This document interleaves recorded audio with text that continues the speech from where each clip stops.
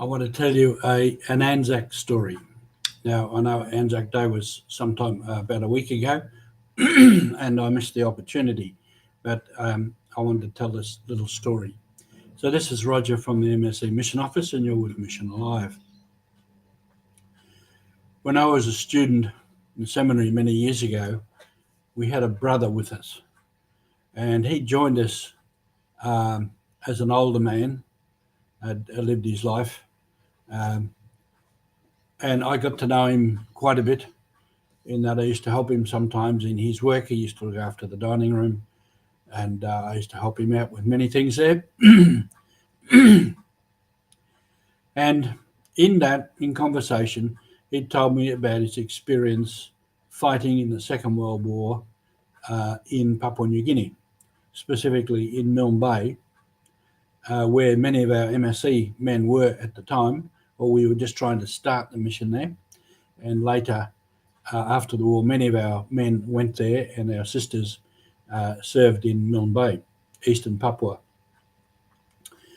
And part of what Nick, and his name was Nick, part of what Nick was telling me was how he hated the Japanese.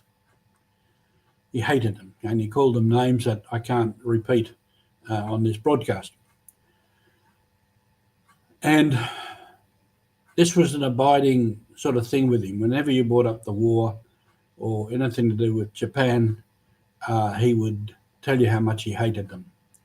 Now, my guess is that you can't send young men out with a gun in war to shoot other people unless you tell them first that these are bad people and they need to be shot.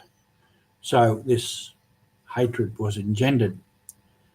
Anyway, the story I want to tell is years later, after his experience there, when he was with us in the seminary, it was Sacred Heart Feast Day. And the Japanese bishop from Nagoya was in Melbourne for a conference.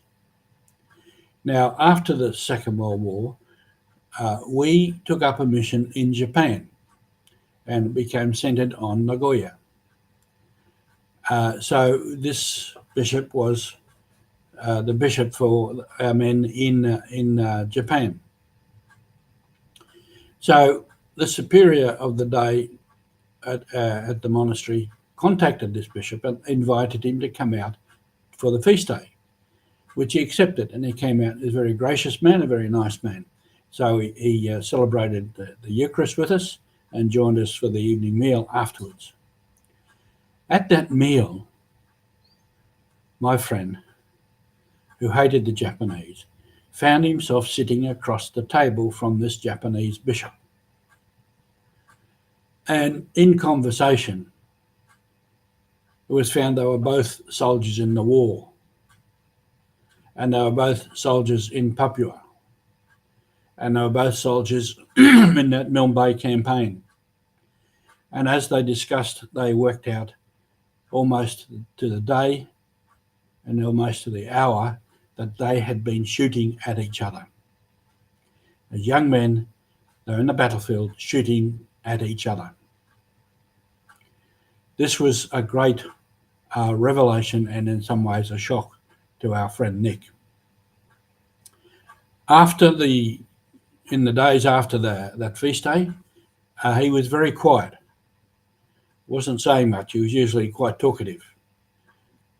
So I said to him, Nick, you're very quiet. What's wrong? And he told me the story about he and this Japanese bishop and their conversation. And him realised that a Japanese soldier who he'd come to hate was a Catholic at the time and had become a priest and a bishop. And I remember quite clearly, after him telling me this story, he walked away with his head down, shaking his head, and he said, a man's got to come away with a different point of view. It took all those years for him to change his mind, to have, in effect, a conversion, a change in his life in regard to his relationship and his attitude towards the Japanese people. I always remember that very clearly. Then, of course, as I said, our men, MSEs, went to Japan. Some are still there and have been serving the people and the church there. And many of them had served under that same bishop. So this is Mission Alive. The mission is still alive. And I thank you for being with us and for sharing this mission with us.